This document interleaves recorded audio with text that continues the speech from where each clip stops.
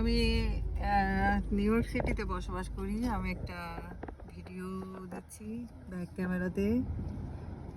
বাংলাদেশে প্রচুর পরিমাণে অটো রিকশায় অ্যাক্সিডেন্ট করে নারীরা মারা যাচ্ছে, কেননা অটো রিকশাগুলার ইঞ্জিনগুলো কাভার না। ওই ইঞ্জিনে ওড়না, বোরকা, তারপরে যে কোনো শাড়ি, যে কোনো বড় ধরনের কোনো কাপড় পেঁচিয়ে গেলে সাথে সাথে ওই ব্যক্তি পড়ে যায়।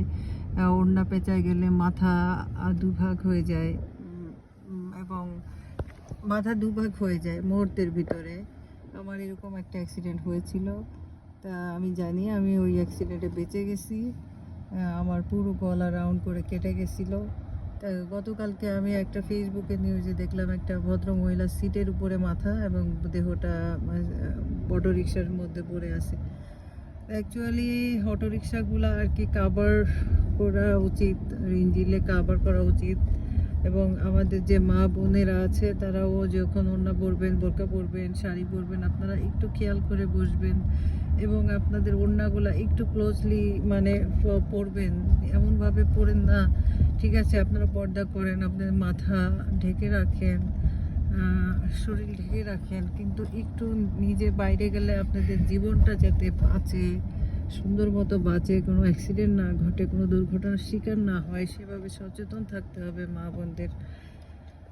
এই আর কি, আমি ভিডিওটা করেছি নিউ ইয়র্ক সিটি থেকে এবং আমার কথাগুলো আমি আসলে নিজে ওই অ্যাক্সিডেন্ট থেকে বেঁচে গেছি। মহান আল্লাহ তাআলা আমাকে বাঁচাইছে। আমি এই অ্যাক্সিডেন্টগুলো যখনই দেখি তখনই আমি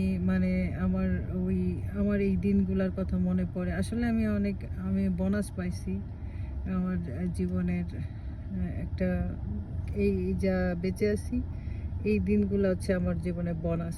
কারণ অটোতে আমার ইঞ্জিনে ওড়না পেঁচায় আমাকে গলায় ফাঁস করে আমার গলা রাউন্ড করে কেটে গেছে। যদি আমার ওড়নাটা একটু পেঁচে পড়ে থাকতো তাহলে আমার গলা ওইখানে দুই ভাগ হয়ে আমার ওইরকম সিটে আমার গলা পড়ে থাকতো, মাথাটা আমার, দেহটা আমার সিটেই পড়ে থাকতো।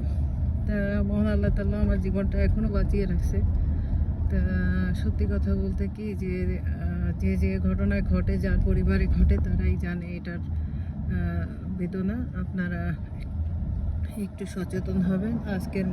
আজকের মতো এটা একটা গির্জা, দেখেন কত সুন্দর গির্জা।